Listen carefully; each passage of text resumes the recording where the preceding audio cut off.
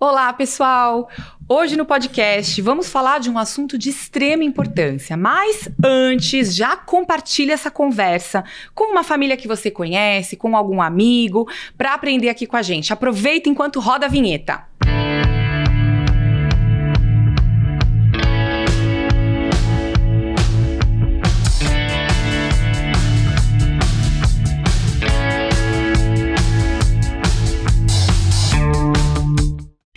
Muito bem, para a reunião de pais de hoje, eu tenho a honra de estar aqui fisicamente com a Kátia Alencar.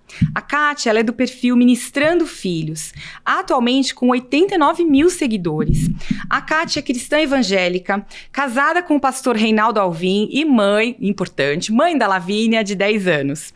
Moradora da cidade de São Paulo, ela é formada em pedagogia e também atriz profissional. Vou querer saber disso também. Kátia trocou a sala de aula para dedicar-se à missão de despertar pais e mães que protejam seus filhos das armadilhas da guerra cultural que está instalada já há um certo tempo na nossa sociedade.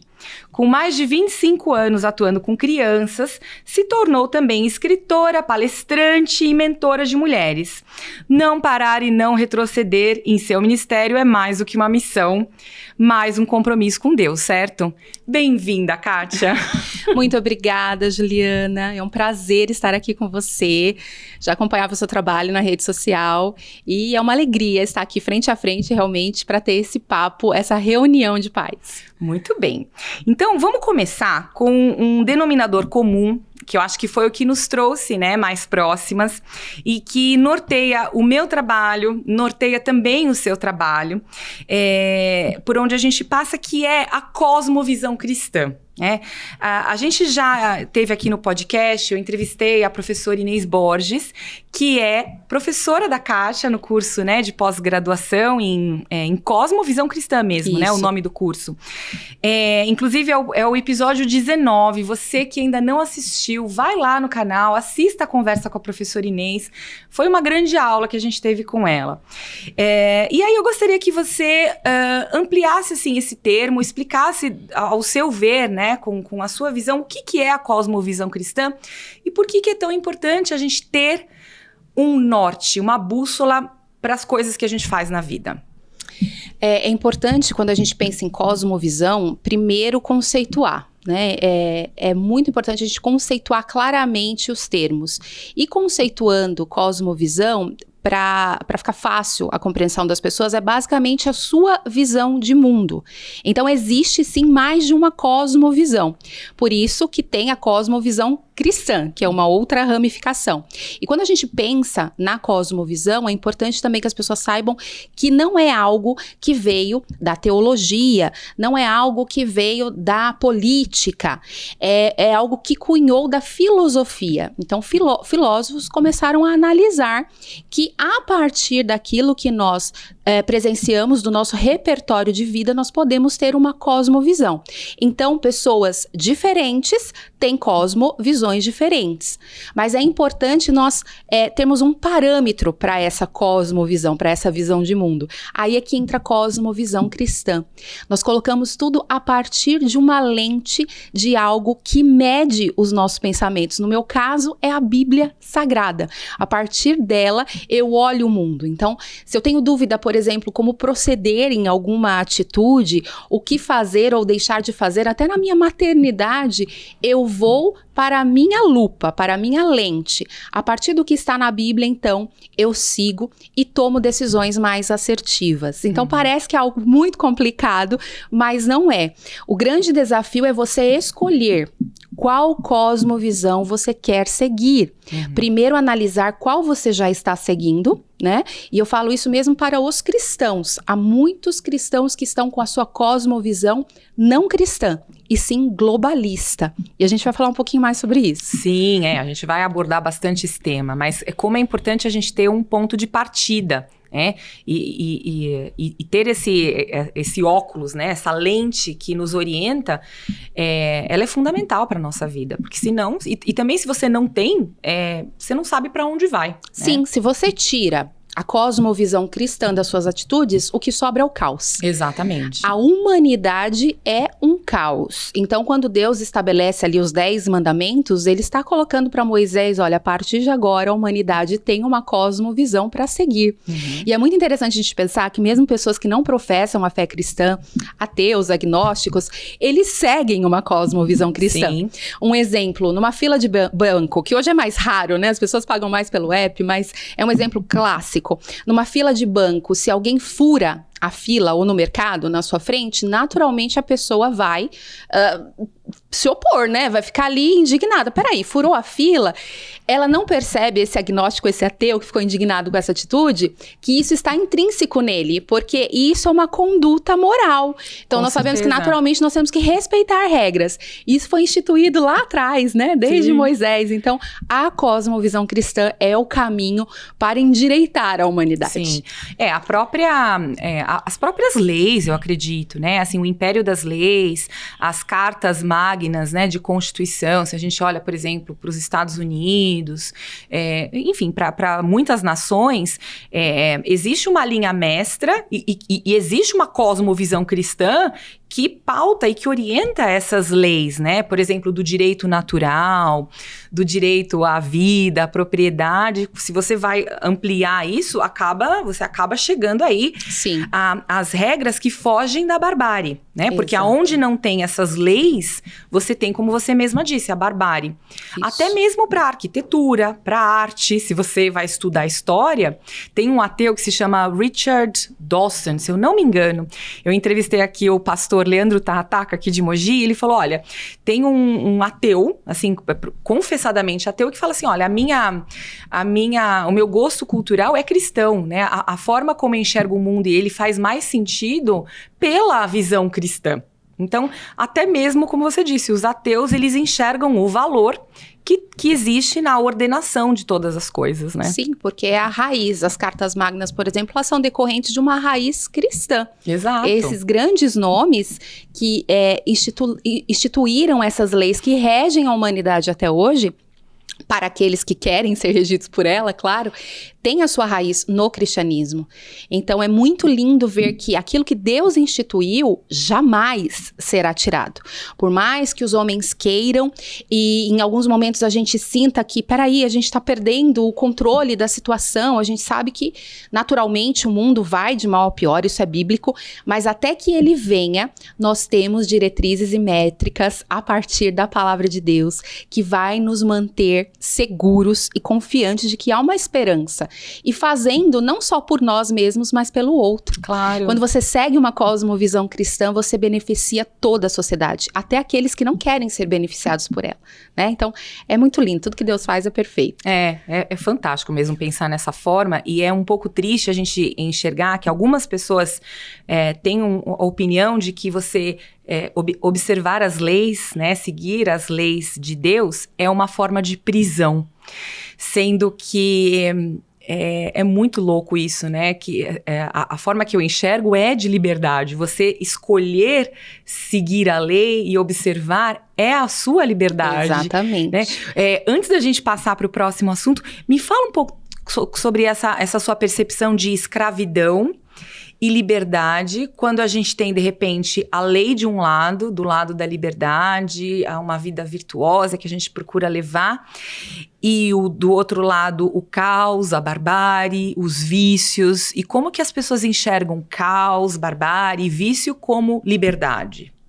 É muito simples, o conceito de liberdade, para quem atribui ela a esse aprisionamento, está vinculado, na verdade, a uma libertinagem.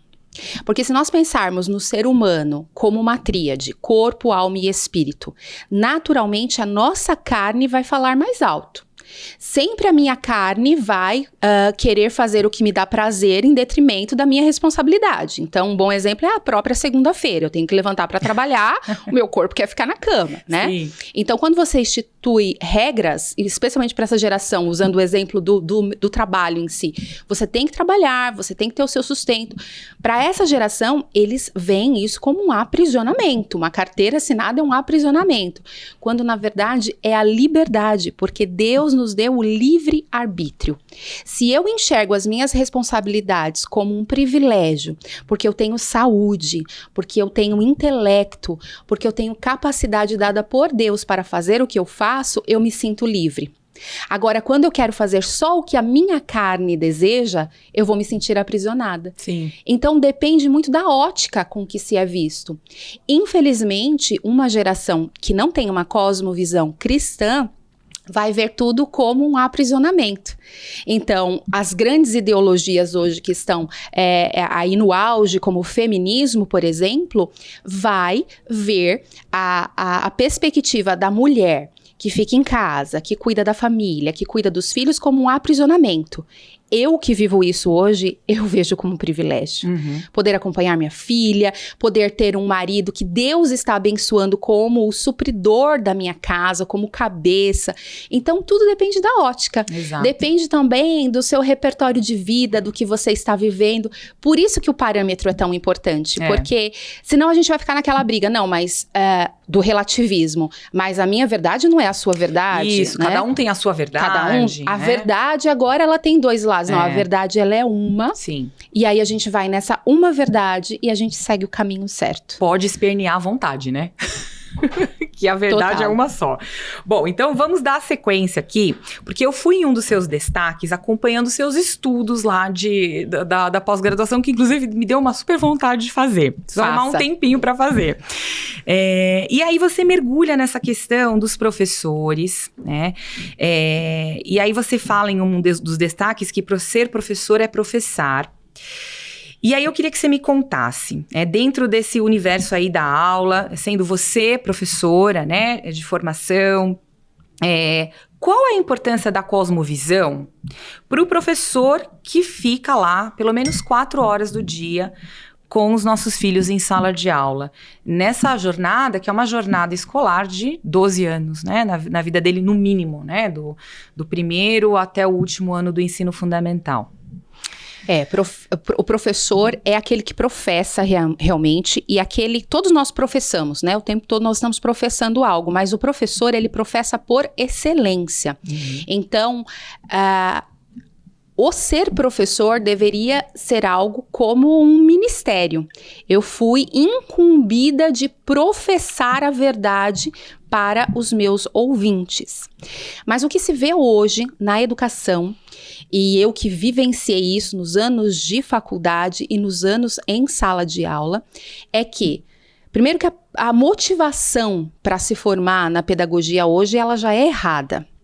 A motivação geralmente vou fazer pedagogia porque é uma faculdade teoricamente fácil. Tá. Essa é a concepção dos estudantes que iniciam na pedagogia. Eu vi isso, a gente tem os grupos, né, até hoje das minhas colegas, e elas falam isso abertamente. E eu vou fazer pedagogia porque assim eu terei 2 férias ao ano, e também, se trabalhar numa escola privada, aliás, colocarei a minha filha, meu filho lá com bolsa de estudo. Então veja, qual é a motivação? Esse é o pensamento de 90%. Sem medo de errar, eu coloco. Tem alguns até que falam, parece que tem algumas folgas que você tem direito, tem professor que programa, né, as folgas dele. Então, essa é a motivação, não é estar em sala de aula, é fazer logo o que eu tenho que fazer para sair da sala de aula. Mas acho que esse dos males é o menor, né? Sim, mas veja, se a motivação, a palavra de Deus fala sempre do interior, né, do ser humano. O que deve jorrar em nós são rios de águas vivas. Então, o que te traz aqui no podcast Reunião de Pais, eu tenho certeza absoluta que é uma motivação muito maior do que a que é vista na tela. Sim. É de dentro para fora, é intrínseco isso. E estar numa sala de aula, especialmente nessa geração que nós sabemos que vamos enfrentar muitos desafios, né? O próprio ambiente escolar, ele tem que ser algo muito mais interior do que exterior, aquilo que eu vou receber. Então, o que eu vi na faculdade, nos anos em que eu estive lá, foi esse tipo de professor. Esse tipo de professor que se forma bem mal formado, né? Porque, de fato, é uma faculdade fácil de fazer. Não exige muito intelecto, especialmente se você estiver disposta a ser doutrinada da faculdade. Então, um exemplo que eu trago aqui é a minha pior nota foi numa disciplina, eu tirei 8. Eu praticamente gabaritei em todas as disciplinas, eu tirei 10 em todas. Em 3 anos de faculdade, eu tirei 8 em uma disciplina, porque a questão era uma questão de gênero. E eu me opus... Mas já na sua época de faculdade? Sim, mas não faz tanto tempo que eu me formei. Eu comecei a faculdade com 40 anos de idade. Ah, tá. Então recente. É uma coisa legal até de falar para motivar você que tá aí, mãe, que já tem seus filhos, está em casa e acredita que está velha demais para começar. A minha faculdade eu comecei aos 40, tá? E a partir dessa formação, muitas portas foram abertas por Deus. Então, dê o primeiro passo, realize o seu sonho aí, se você quer estudar. Eu sempre encorajo. Então você foi inundada aí com progressismo na sua faculdade. Você fez uma pós-graduação de progressismo fazendo a graduação. Sim, e olha, eu vou falar pra você, não me acrescentou em muita coisa, tá? Porque eu já trabalhava 25 anos na educação. E fui pra faculdade porque as pessoas me cobravam um diploma. Porque eu já me sentia formada. O pedaço de papel. A gente vive numa sociedade que dá muito valor pro pedacinho de papel. Exatamente. Então, eu fiz a bendita da faculdade, tirei 8 nessa disciplina, que eu não respondi, teoricamente, a resposta certa da professora. E esse momento foi muito significativo para mim, porque na minha sala em especial, a maioria das minhas colegas de sala eram cristãs. Ou são, eu espero, né? E eu fiquei sozinha nessa briga, Juliana. Eu fiquei sozinha. Todas as demais escolheram a resposta que a professora queria. E depois, em off, eu fui debater com elas, né? Entender o porquê desse comportamento.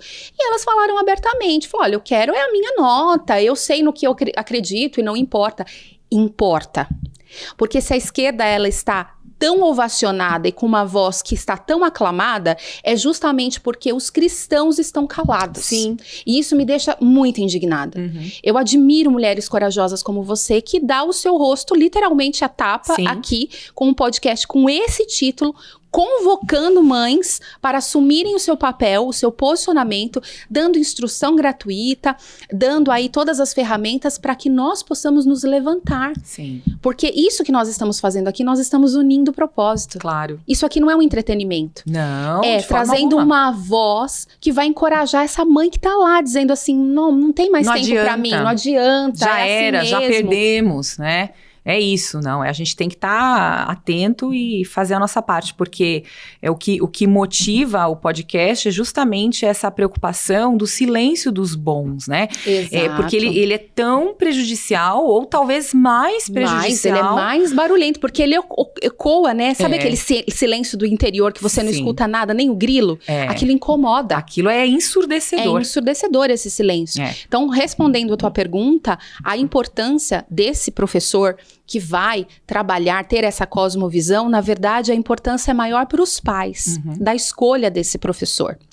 Eu trabalhei num colégio importante em São Paulo, um colégio privado, e nesse colégio, inclusive um colégio por princípios, né, um colégio católico, e os pais, e alguns eu tenho contato com eles até hoje, depois de sair de lá, eles me seguem na rede social, é mó barato, e eles entregavam seus filhos para mim na confiança de que eu estaria dando continuidade ao ensino cristão que eles davam em casa. E assim, Juliana, sinto muito decepcionar vocês, mas não é o que acontecia lá dentro. Eu fiz até um podcast, uma live, aliás, com uma coordenadora de um colégio católico também, e ela compartilhou comigo os horrores que ela vivia lá dentro. Porque quando a gente fala de uma estrutura dentro de uma cosmovisão cristã, nós temos que considerar que a estrutura foi embasada num conceito cristão. Mas os professores, na sua maioria, não são cristãos. E nem se pode contratar somente professores cristãos, né? Sim. Então, são pessoas com diferentes cosmovisões. Então, o que eu via na sala dos professores, nos corredores, me envergonhava como cristã. E aí, é indiferente se é católico, se é cristão, se é evangélico, são cristãos que não são cristãos. São cristãos progressistas, globalistas, relativistas, que envergonham o evangelho. Humanistas, isso, né? Humanistas, totalmente. Então, a importância da cosmovisão é para o pai sondar, essa escola, se os princípios estão de acordo com aqueles que você ensina em casa, porque a lei assegura aos pais o direito à educação moral e religiosa. Isso está no Código Civil, está lá nos direitos humanos. Então, se o pai tiver condições de escolher um colégio privado, que seja um colégio por princípios, que não exime o contato do progressismo, mas vai minimizar. E os pais podem e devem sim sondar a vida desses professores. Eu falei isso na minha rede social, deu um burburinho, virar tudo stalkeador de professor em rede social. Tem que fazer isso. Pô, você não stalkeia lá a amiga que você não gosta tanto? Sim, a gente gasta tanto tempo stalkeando as pessoas, né? De olho nos stories, de olho nos status, isso né? Não é crime, não tá errado. Aí você olha e você vai descobrir. Eu vou dar um exemplo do que eu vivi. Professoras no colégio onde eu trabalhava não tinham uniforme, o que eu achava completamente errado, especialmente se tratando de um colégio, né, por princípios. E algumas se vestiam de uma maneira tão indecorosa que aquilo é sexualização precoce. Claro, e desvia totalmente. Eu tive alunos meus falando, eu vi a calcinha da minha professora. E quase que eu viro para ele e falo, eu também vi. E assim, e tá tudo bem, e a gestão acha lindo, e são essas que são as boas professoras, porque esteticamente elas estão belas, lindas e loiras, a maioria era loira, entendeu? Assim, tudo para agradar os pais, um colégio de alto padrão, mas os pais não sabem o que acontece lá dentro, e basta uma stalkeada no Instagram para você ver os lugares que a pessoa frequenta, as bandeiras de Che Guevara, as músicas que a pessoa ouve, para você ver, bom, se essa pessoa tem essa cosmovisão, não vai diferenciar muito, claro que não, do que ela pensa. Ela não consegue fazer uma divisão brusca entre aquilo que ela consome na vida dela e o que ela vai professar na sala de aula. Exatamente. Né? Então, nós temos a flexibilidade de escolher, escolha bem. E se você não tem essa condição de manter o seu filho num colégio privado, de fazer essa escolha, estar num colégio público, seja um pai que participa de todas as reuniões de pais, atuante, participante dos conselhos, que vai lá em todas as reuniões, que quer ver, veja como está a sala de aula do seu filho. Isso. Olha o que está pendurado nas paredes, nos corredores, você vai se surpreender. E o quanto a sua presença pode mudar. É o que eu costumo dizer, é o que aconteceu inclusive na minha vida. Às vezes vale mais a pena o seu filho estar numa escola um pouquinho menor. A gente não vai encontrar o colégio perfeito, não é, Kátia? Mas absolutamente. Se você tem um controle um pouquinho maior, assim, um acesso mais fácil à direção, à coordenação, que você tenha liberdade de expor alguma coisa que te incomodou ou de alertar para algo, isso vale muito, né? Sim. E assim, estar atento à apostila, a maioria das escolas tem sistema apostilado, então de olho na apostila, no que seu filho está consumindo, fazendo esse contraponto em casa, porque é função da família, sim, né? Não é só deixar na escola, precisa fazer a sua parte em casa de forma muito ativa. Esse acompanhamento direto inibe a doutrinação. Sim. E há colégios, os públicos em São Paulo, inclusive, que não estão mais enviando material didático para casa. Então, inicia o ano letivo, o material permanece lá durante todo o ano, os pais não têm mais acesso. Quando as mães me procuram a respeito disso, o que eu oriento? Você não tem acesso ao material dentro da sua casa. Não quer dizer que você não possa ter acesso ao material. Vá até a escola, gaste tempo e fala, eu quero o material do meu filho, e nem que você passe lá um dia inteiro. Você vai folhear livro a livro, página a página. E os pais, mas aí a partir dessa informação o que eu faço? Saiba que há ferramentas legais de justiça. Há várias leis que amparam os pais, ao termo de objeção de consciência. Falamos dele várias vezes aqui. Tem muitas ferramentas. O que precisa é de mães interessadas e pais interessados na vida escolar dos filhos. Com certeza, tem que ser uma participação ativa e desconfiem das escolas que dificultam o seu acesso, que dificulta você conversar com o professor, sabe? Que coloca muitas instâncias aí para você chegar.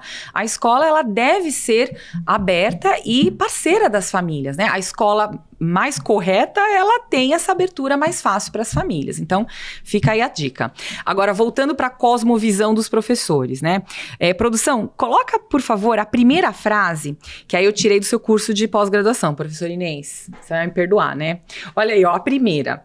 Isso aqui foi citado nos seus estudos, eu imagino, né? Falando sobre a sala de aula, olha lá.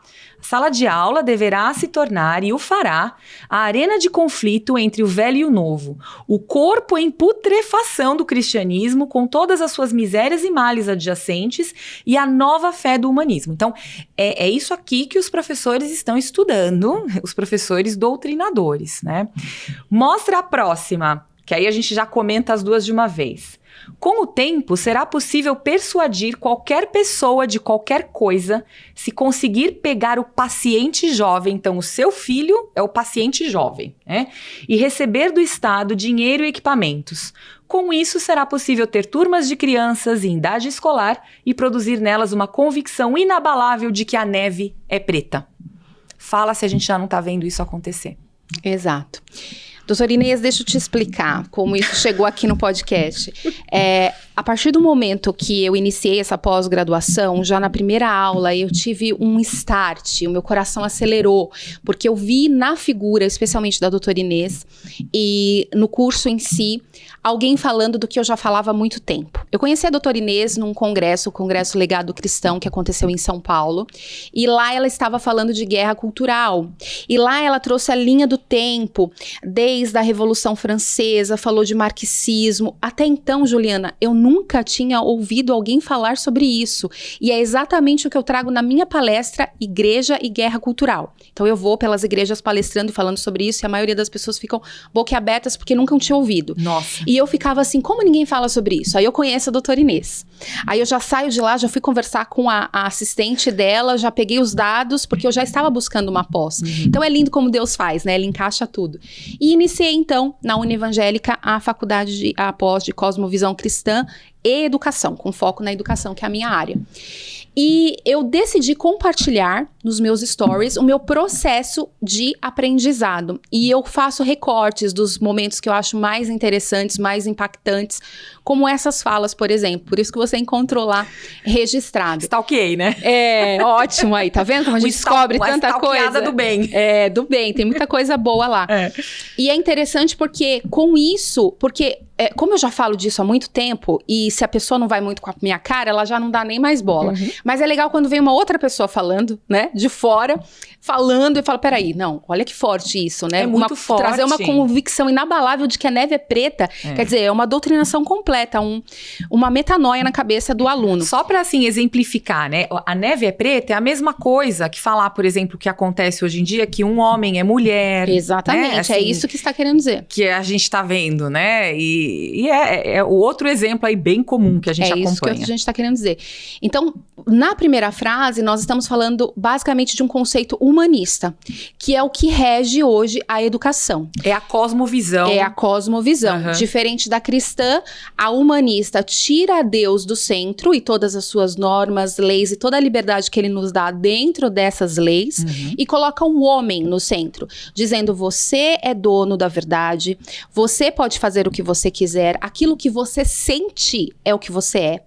E a palavra de Deus fala o contrário, nós não somos regidos pela emoção, Sim. O coração é enganoso, não é sentimento. Né? Faça o que você se sentir, o que te faz se sentir bem, seja feliz, né? É tudo de encontro, né? E o que eles estão propondo ali é tirar o cristianismo nessa figura de putrefação, ou seja, isso está ultrapassado, esqueça isso, né? Então, mais uma vez, vai exaltar o homem a fazer o que a carne dele deseja.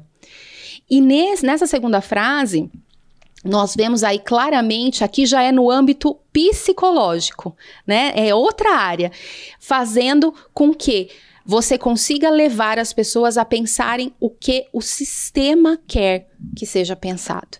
Então, quando a gente pensa em educação, a gente tem que separar Educação de escolarização. Muito bem.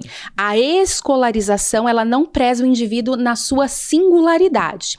Ela quer que o indivíduo seja um componente de uma massa. Então, todos vão andar, pensar, falar da mesma maneira para que chegue, então, num denominador comum e consiga o resultado lá na frente. Qual é esse resultado? Seres humanos que não vão se opor ao governo, ao Estado, que o Estado determinar. E quem rege o Estado? Poucas pessoas. Uma elite. Uma elite. Que define, que dita os parâmetros. Quem rege uma sociedade? Todos. Então, assim, não é unilateral. É direcionado para um único objetivo. Então, o que eles querem é que nossos filhos acreditem no que eles fazem. Por isso que é importante, até você falou em um dos seus podcasts, o after schooling. Sim. Então, algumas mães falam, Kátia, mas eu não tenho minha filha num colégio como o seu, da sua filha cristão, por princípios, um bom colégio, sistema Mackenzie. Tá na pública. Qual o seu papel? After schooling, você faz? Não faço. Então, comece a fazer. Voltou da escola? O que aprendeu? O professor falou X, vai falar Y. Ano passado, ela estava nesse colégio que eu trabalhava, e eu tinha que fazer o after schooling. Sim. Porque eu peguei a matéria de história do que ela ia lá, o evolucionismo. Falei, filha, vamos lá, vamos pra Bíblia. Não tem macaco, não tem nada disso, tá? Pode até ter tido homens que moraram na caverna, porque a gente tá falando de pessoas lá do tempo de Abraão, então moravam em cabanas, cavernas sim, mas não tem nada disso. Não tem macaco, olha aqui, ó, Gênesis e tal. E ela já é criada dentro da igreja, mas eu reforcei. Tem que reforçar. Totalmente. Então, assim, tomar cuidado, isso aqui é uma ilustração de que ideias como essas são as que regem esses novos professores, porque para eles é muito mais prazeroso acreditar nisso do que ser a professora como eu, que não era a queridinha da diretora, não era a queridinha da coordenadora, porque eu me opunha a tudo isso. Que arruma mais confusão, né? Exatamente. Então, ser a ovelha negra nesse bom sentido, fazer a diferença, porque não vai ser fácil, mas Deus vai te honrar.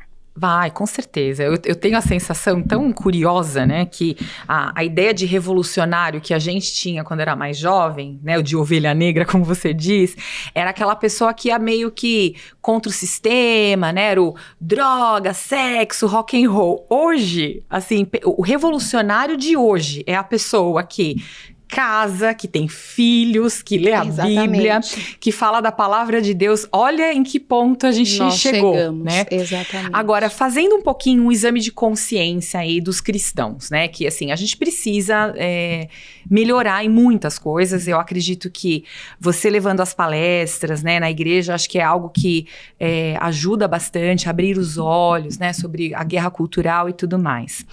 Agora, produção, coloca a terceira e última frase na tela para a gente falar sobre também a forma como os progressistas estão conduzindo as coisas e como eles sabem da fraqueza dos cristãos. Olha ali, ó.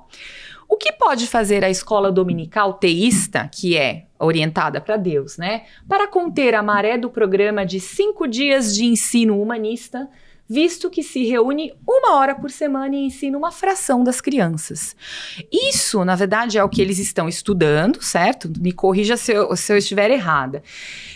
E que faz todo um sentido, certo? Se a gente for pensar, por exemplo, no culto, é um culto 1 vez por semana. Imagino que, como para os católicos, você vai à missa, a missa dura 1 hora. É muito difícil você, com 1 hora por semana, lutar contra 4 horas vezes 5 dias da semana de uma cosmovisão humanista. Então, essa é a crítica que a gente tem que fazer, não só para as igrejas, né, as evangélicas, as católicas, mas para as famílias também, que devem ser evangelizadoras. Exatamente. Porque tem essa questão, né, de 1 hora na semana, somado a 0 horas na semana dos pais. né? O filho só tem contato com o evangelho naquela 1 hora de missa, 1 hora de culto.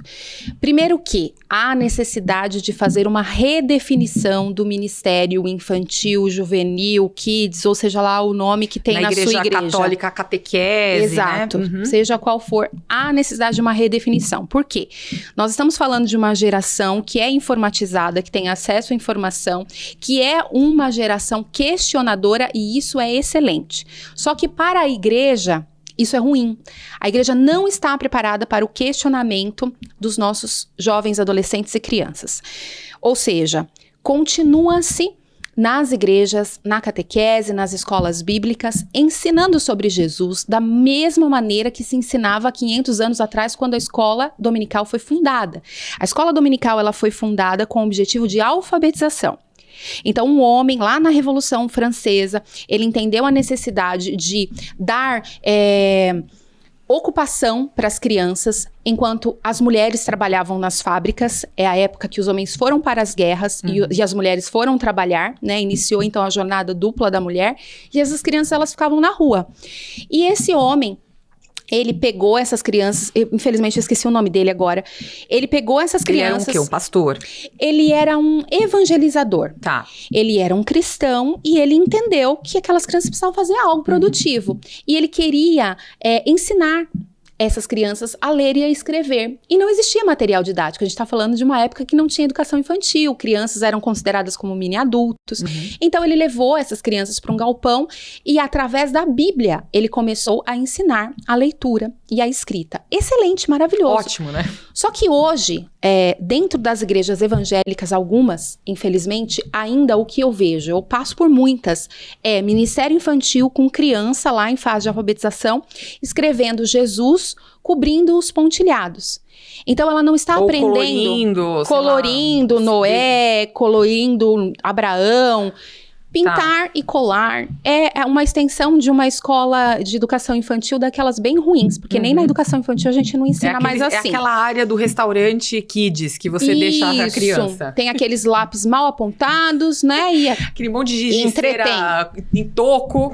E aí, o que eu falo? A criança, ela precisa aprender quem é Jesus a partir da sua própria experiência.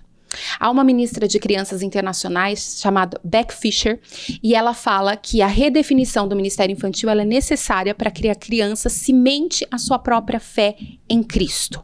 E o que é isso? Ela ter a experiência. Durante os anos em que eu atuei como professora de ministério infantil, eu revolucionei a minha sala. Eu dava aula para crianças de 2, 3 anos, e foi muito interessante que teve um dia que a coordenadora passou, né, a líder do ministério, e ela se espantou, a sala era espelhada, ela podia ver do lado de fora, ela falou, o que será que está acontecendo nessa sala? O que está fazendo aí, que eu nunca vi ninguém fazer isso? Eu apaguei a luz. Eu joguei várias almofadas, era um ambiente bem agradável, eu joguei várias almofadas, levei um pisca-pisca para dar um clima gostoso ali, aconchegante. Eu coloquei um louvor de fundo e eu falei, hoje, para crianças de 2, 3 anos, Juliana, eu falei, hoje nós vamos ouvir Jesus.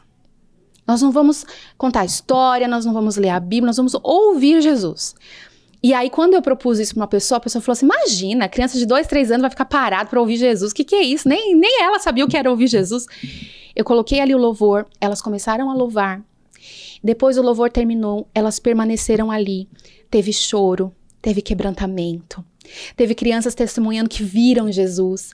Eu tenho certeza que esse dia ficou gravado no coração delas. Isso é experimentar Jesus. Não é escrever o nome dele. Então, eles já perceberam que nós estamos tratando as nossas crianças da mesma maneira de 500 anos atrás. E eles estão muito mais evoluídos. Muito, então, bem lá na frente. O Ministério Infantil, ele precisa se revolucionar nesse sentido. Nós temos que estar aptos para trazer para dentro da igreja assuntos contemporâneos. Então, nós temos que falar aqui dentro sobre progressismo e nós temos que ensinar especialmente os nossos adolescentes a defenderem a sua fé.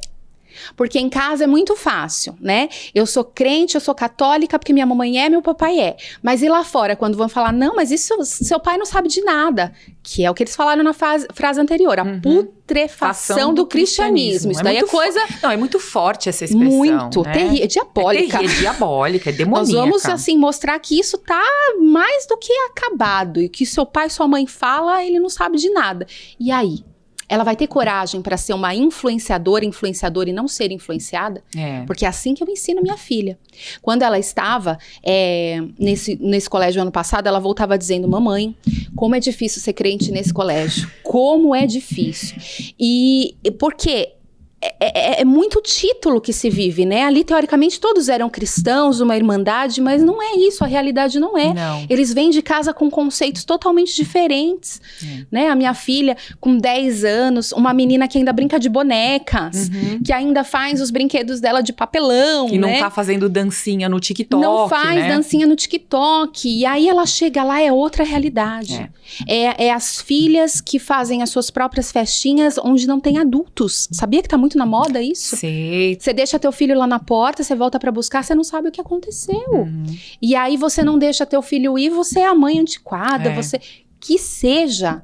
Proteja seu filho. E aí já entra outras áreas, né? Sim. A prevenção contra abuso e tantas outras coisas.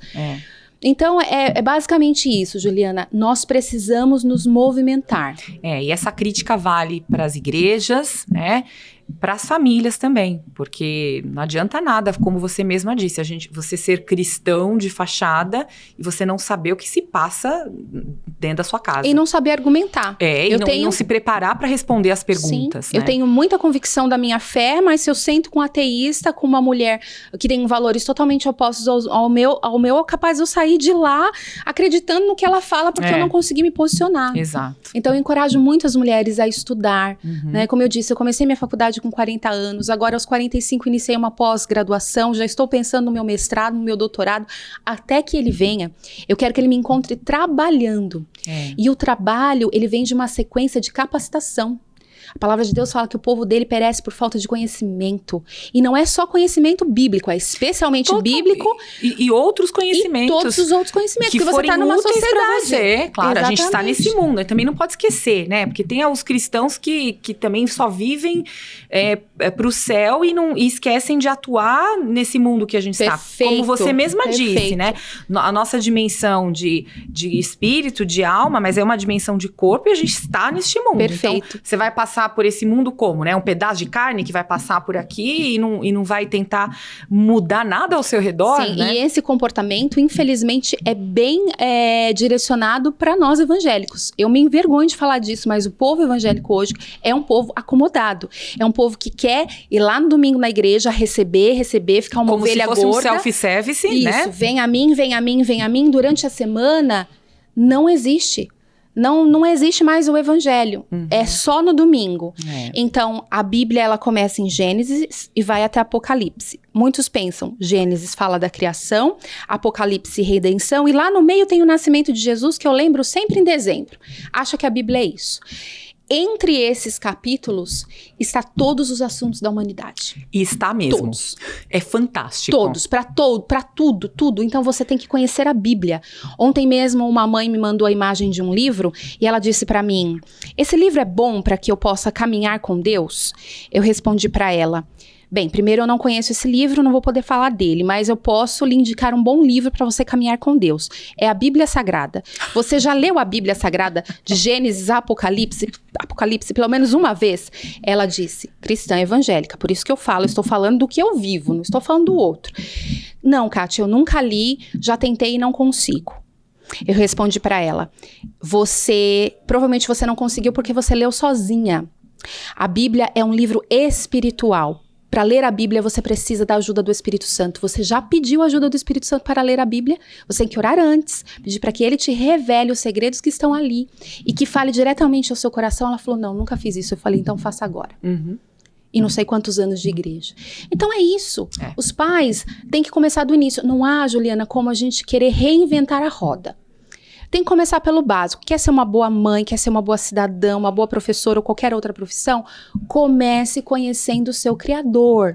Né? Tem gente que tem uma biblioteca incrível, mas nunca leu a Bíblia uma vez sequer. Ou tem uma Bíblia fantástica, toda linda aí, com borda dourada. Aberta só aberta lá, no Salmo 91, como um amuleto, pegando poeira, não resolve. É isso, não gente. Resolve. Tem que agir. Bom, se você tá gostando dessa nossa conversa, não deixe de se inscrever no nosso canal. Já encaminha para quem tá assistindo. A gente vai fazer uma pausa rapidinha para um recado e volta já. Esse é um recado para você que acompanha esse canal e acredita na força de levarmos boas reflexões para as famílias serem melhores e ficarem mais fortes para lutar contra o mal que nos espreita. Seja um apoiador do Reunião de Pais Podcast através do QR Code do nosso Pix que está aqui na tela.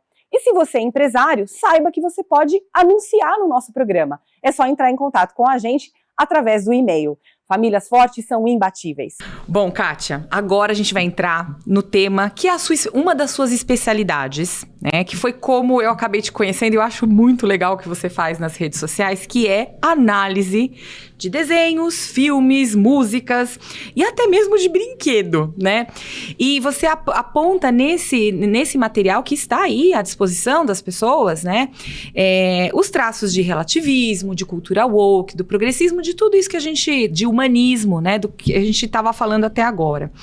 Eu gostaria que você elencasse aí de toda essa sua experiência, analisando desenhos, filmes e tudo mais, quais são os mais perigosos e, assim, que ferramentas você poderia dar para quem está nos assistindo para conseguir identificar isso, né?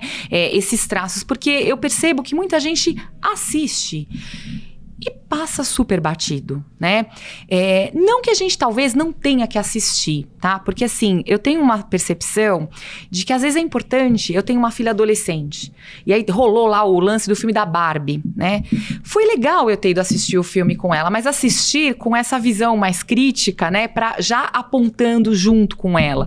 Então, assim, eu queria que nessa resposta você tentasse abarcar aonde estão esses traços de ocultismo, relativismo nesse material?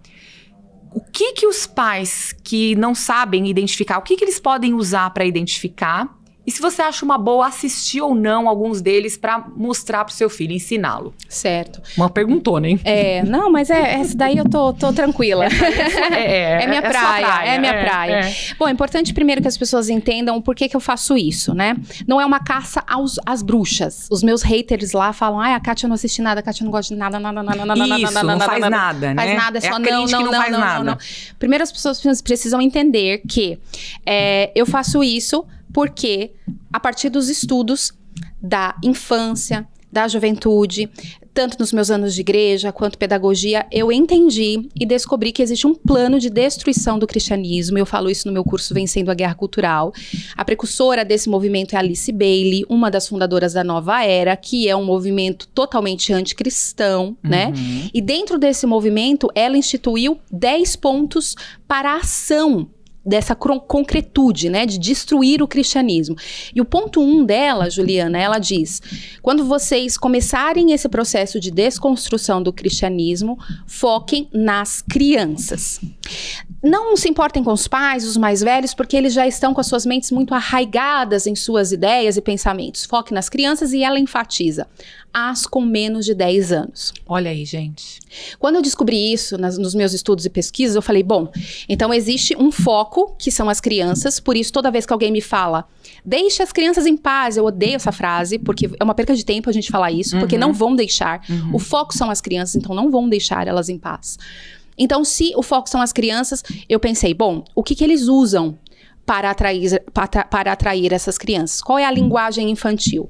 E segui no estudo de Alice Bailey. No seu ponto 8, ela fala, 8 ou 7, se eu não me engano, bom, agora eu não lembro o nome, mas um dos seus pontos ela diz, use a mídia como um mindset, como uma mudança de mentalidade. Então, use filmes, use livros, use a TV. Na época não tinha internet ainda, senão ela teria, obviamente, colocado internet, TikTok, Instagram, né? Sim. Falei, pronto, tá aí. Eu montei esse quebra-cabeça e eu falei, então, vou estudar como é que está a mídia hoje. E aí eu comecei a estudar desde a fundação da televisão brasileira até o início das redes sociais, porque TikTok, YouTube é uma coisa nova, na nossa geração não tinha, viu? Meninas que estão aí mais novas nos assistindo, é difícil para vocês entenderem isso, mas houve um tempo em que não existia YouTube. Não tinha internet, não tinha smartphone, nada disso. E aí, eu me lembro, Juliana, que eu estava assim, limpando a minha casa ali, varrendo o apartamento, e o Espírito Santo de Deus começou a falar comigo. E foi tão forte a presença de Deus naquele momento, que eu literalmente soltei o cabo da vassoura, ela caiu, e numa espécie de visão aberta, o Senhor começou a me mostrar uma imagem. E era a imagem de uma peneira. E dentro dessa peneira caíam pedaços de papéis. E eu perguntava para o Senhor, mas o que são esses papéis? E aí ele me dizia, são versículos. E na visão eu conseguia ver os versículos. E aí estava lá, versículos específicos que norteiam o comportamento humano. Como aquilo que nós devemos ver, como não colocarei, Salmo 101, não colocarei coisa má diante dos meus olhos. Eu abomino aqueles que fazem o mal. Olha, eu falo, fico arrepiado, porque foi uma presença, foi algo muito sobrenatural. Uma experiência que eu tive com Deus. E eu fiquei ali absorvida por aquele momento e tentando entender por que Deus estava me trazendo aquilo. E ele falou, filha, eu estou te mostrando tudo isso, porque é a partir daí que você vai nortear o que as minhas crianças podem ou não ver. O que elas podem ou não fazer, o que elas devem ou não fazer. É quase uma espécie de 10 mandamentos para a infância. E aí eu rapidamente comecei a anotar aqueles versículos, o Senhor ia me trazendo, e eu fiz uma lista, e existe essa lista de versículos. E ela está em um dos seus e-books, não? Ela está no meu curso Análise de Desenhos. Tá. Porque para a pessoa aplicar essa lista, tem uma metodologia. A gente tem que tomar muito cuidado com a palavra de Deus para não pegar versículos soltos, né? E usar ao nosso favor. Então, você tem que entender todo o conceito para você aplicar de forma correta. Então, lá eu ensino passo a passo como fazer. Mas a métrica é essa. A partir desse versículo, eu norteio o que é adequado ou não para se ter contato. E aí, um desses versículos, Juliana, fala sobre aquilo que nós temos que colocar diante dos nossos olhos e o que os nossos olhos significam. A palavra de Deus fala que os nossos olhos são a janela da alma. O inimigo, ele ataca pelos sentidos. A mente, principalmente, olhos, ouvido e boca. A palavra de Deus fala muito sobre boca, né? Sabe, aquele que se cala, uma língua incendeia um bosque. Sim. Então, ela fala muito sobre boca, mas ela também fala bastante sobre olhos e audição. Então, a partir daí, eu fui entendendo que aquilo que nós colocamos frente aos nossos olhos pode trazer contaminação para a nossa alma. Então, quando você me pergunta, é ideal ver ou não? Tem dois caminhos. Tem pais que assistem primeiro para fazer essa análise, né? Ponderar se é adequado ou não e depois permitir ou não. É um caminho. E há pais que assistem juntos. Tá. Entre esses dois caminhos, eu dou um terceiro caminho, que é o pai analisar sim antes, mas sem precisar assistir. Tá. O que nos traz para nós mães que somos ocupadíssimas uma grande liberdade de tempo, né? E como é que você faz isso? Como é que você faz? Boa pergunta. A partir desses versículos. Só que para você poder colocar esse conteúdo, pensa na peneira, na imagem da peneira, você pega o conteúdo, então você pega ali, vou dar um exemplo. Dá um exemplo, vai. O Ben 10, né? Que muita gente, o Ben 10 é legal, pode ou não assistir. Eu vou pegar o Ben 10, eu tenho que saber o que fala no Ben 10, qual é a sinopse desse desenho, quais são as simbologias ali apresentadas, e eu coloco na peneira. A peneira tá ali os versículos. Se passar, você pode assistir. Se não passar em qualquer um daqueles critérios, não assista. Tá. Mas como que eu vou analisar simbologias, entender da sinopse? Aí eu ensino no curso. Porque você tem que ter um mínimo de embasamento para fazer isso, né? Gente, tem que fazer esse curso. É isso. E olha, Juliana, é um curso que em um final de semana você faz. São 12 aulas, vídeos de 5 minutinhos, com apostila. É um curso super tranquilo. Foi gravado no estúdio, com alta qualidade de vídeo, som, com imagens. É muito gostoso de fazer. E você sai de lá uma especialista. E eu espero que melhor do que eu. Sim. Porque foi algo realmente dado por Deus. Não existe um curso que te ensine a analisar. Agora tem as mães que querem já tudo pronto, né? Então, para elas, eu fiz o meu e-book. Eu listei. No e-book de desenhos permitidos, tem mais de 300 títulos catalogados. Legal. Dá aí um exemplo de um desenho legal pra assistir que tá no seu e-book. E o e-book tá lá no seu perfil do Insta, né? Sim, no @ministrandofilhos, lá na minha bio tem o desenhos permitidos e o desenhos proibidos. Pode adquirir separado e os dois juntos tem desconto. Vou pegar aqui um bem conhecido. São tantos, e não são só desenhos, tá? Tem filmes também, documentários, séries, tudo completo. Daniel Tigre, um exemplo. Tá. Eu coloco aqui, qual o formato que ele vem numa série, então quando é série é desenho, né? Vários episódios, a classificação é livre, onde eu encontro? No YouTube. Então tá por ordem alfabética, a mãe vem aqui, todos esses ela pode dar play sem medo. Sem se preocupar. Aí tem algumas observações, por exemplo, moranguinho, eu coloco ali entre aspas. as temporadas antigas. As atuais já têm ideologia de gênero, então ela já cai no outro e-book. E esse e-book, ele é atualizado a cada 3 meses. Legal. Porque então, também tem coisa nova toda hora surgindo, toda hora, né? E o que é bom hoje pode não ser mais bom amanhã. Então, eu estou em constante pesquisa, e aí você compra o e-book, hoje, daqui 3 meses, você vai lá na tua plataforma, você baixa a atualização. E muito você legal. E não paga por isso, você paga uma única vez. Então, esse é um trabalho que já tá pronto para os pais, para facilitar a vida deles. Mas eu quero que eles saibam como fazer. Tá. Né? Eu quero claro, não dá pra ficar só dependendo de um e-book sendo atualizado. Sim, porque amanhã ou depois eu posso parar de fazer isso. E aí, né? Só existe eu que vou fazer isso? Não, tem que ensinar a pescar, não é verdade? Exatamente. Então, a importância de você ter ou não acesso a determinados conteúdos vai determinar o seu crescimento espiritual com Deus. Porque, Kátia, eu assisti um conteúdo que não é adequado, eu vou perder minha salvação? Não vai. Só que existem níveis de intimidade com Deus, né? Tem gente que fala assim, meu Deus, você falou que se você ouviu Deus, como assim? Eu falei, então, é uma busca. Claro. Não sou melhor do que você, mas... E é uma busca ativa, né? Ativa, isso. O quanto você está se dedicando para ouvi-lo, né?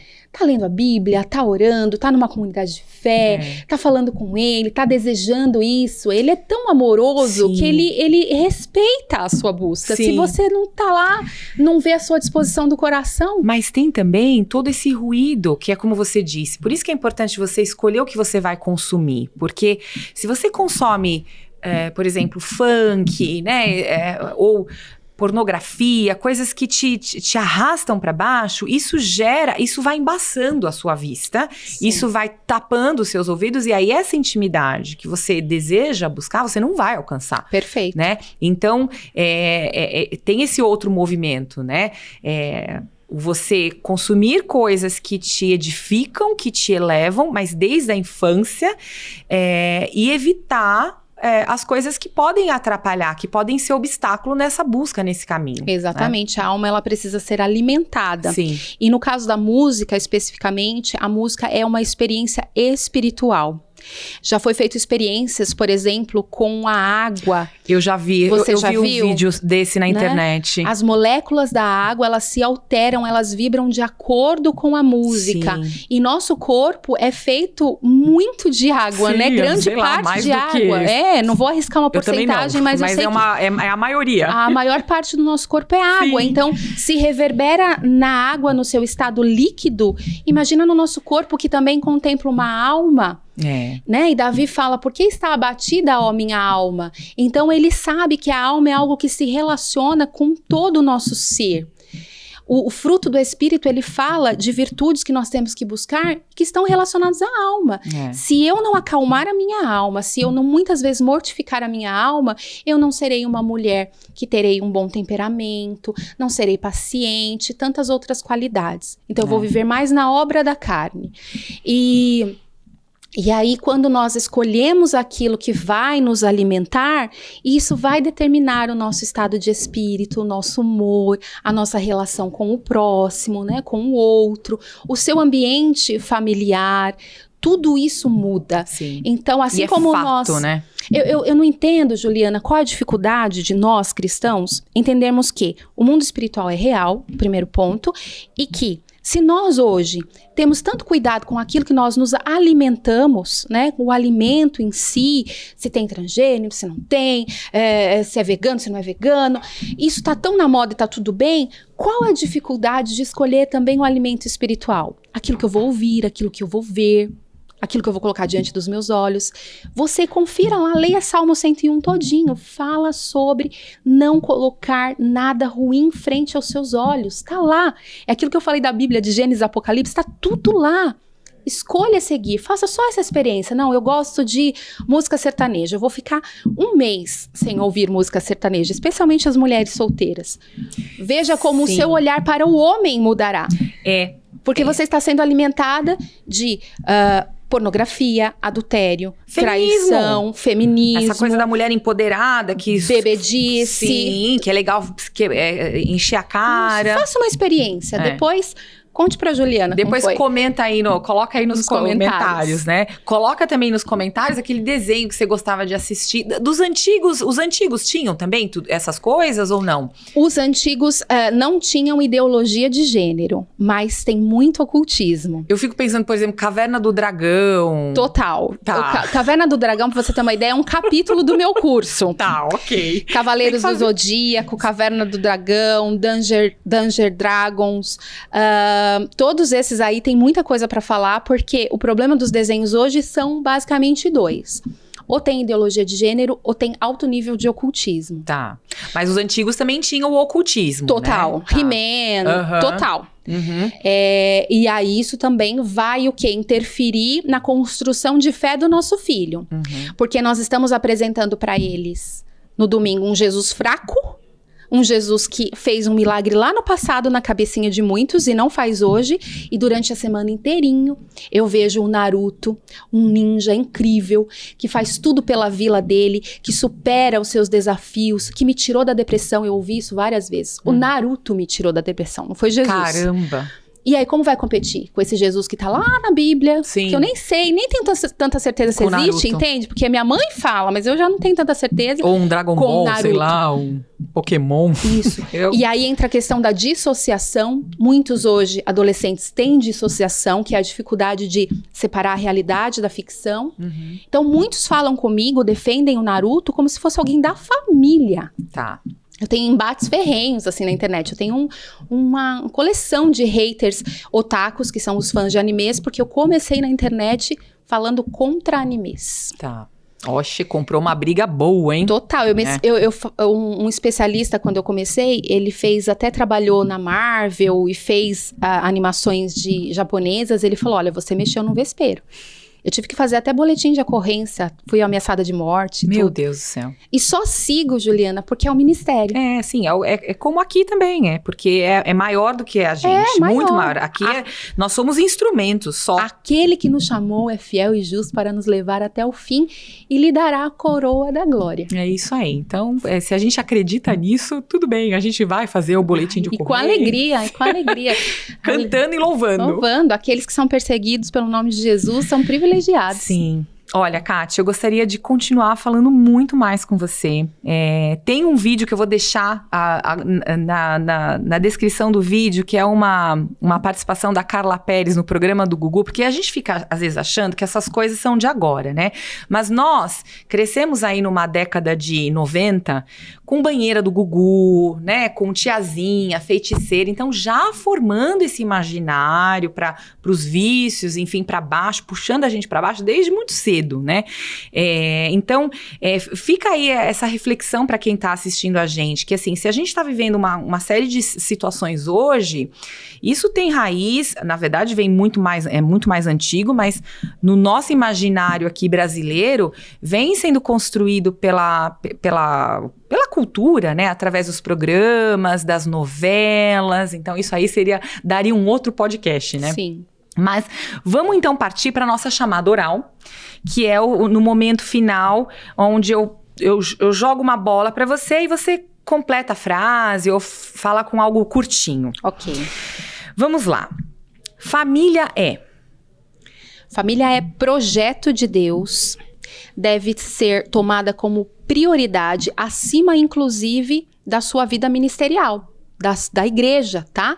Primeiro a família, depois a igreja, depois a profissão. E isso é importante, porque tem muita gente na igreja, eu falo mais assim do meu lado católico, porque estou em pastorais, enfim, e tanta gente que dá, às vezes, mais importância para pastoral e esquece o ministério, que é o principal que tá dentro de casa, né? Esquece de cuidar do marido, dos filhos, e aí fica só lá enfurnado.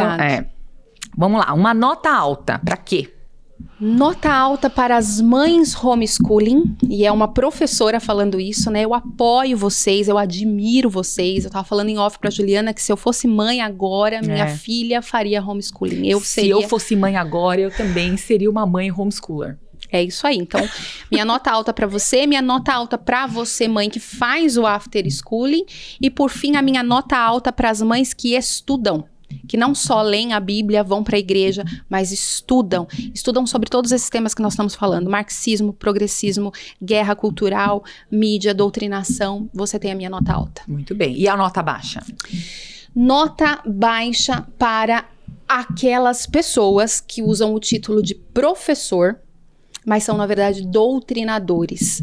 Saiba que a palavra de Deus fala para você que seria melhor que você colocasse uma pedra no seu pescoço e se lançasse ao mar, porque aquilo que você está fazendo contra os pequeninos dele é algo que você dará conta. Então, se você é esse professor doutrinador, há tempo de você fazer uma metanoia, né? Uma mudança de caminho e se converter à verdade, e a verdade não é a igreja evangélica, não é a igreja católica, a verdade é Cristo, a palavra de Deus, aquilo que ele ensina, uma cosmovisão dentro de valores, princípios, e aí eu mudo minha nota para você.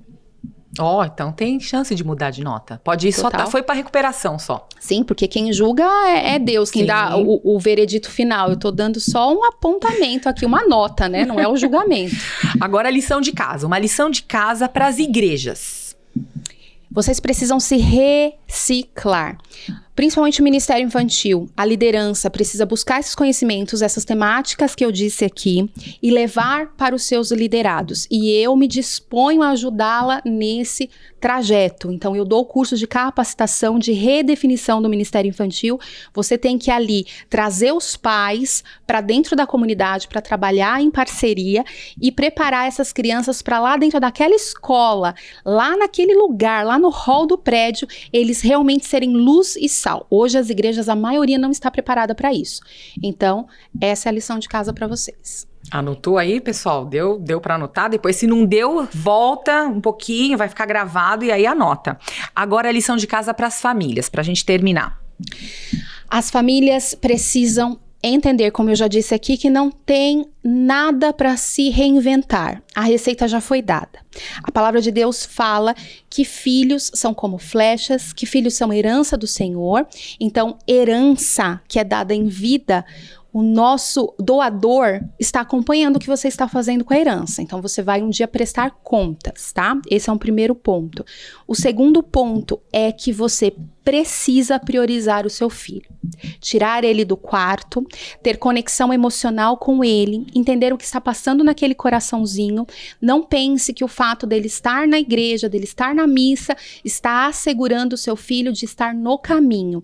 Estar no caminho é estar com você do lado, inculcando a palavra de Deus na mente dele, no coração, nas ações, mas você só vai conseguir fazer isso primeiro se você viver. Tá? Porque os nossos filhos estão percebendo se você prega algo e não vive. E segundo, se você tem conexão emocional com ele. Eu gosto muito de uma imagem, Juliana, de que o nosso filho tem que olhar para nós e se sentir desnudo. Sentir que ele tem total liberdade de tirar todas as capas, todas as mentiras, todas as falsidades que colocaram sobre ele e chegar e falar: mãe, eu tô me sentindo assim, é isso. Se você conseguir essa acessibilidade, você acessa o coração dessa criança, desse adolescente, e você vai ter ele como um parceiro para sempre e chegar junto lá na glória, que esse é o nosso objetivo. É isso conduzir mesmo. Os nossos filhos para o céu. Nossa, perfeito. Que fechamento, hein? Gostei. E não foi bronca, pareceu, né? Porque eu sou eu sou colérica.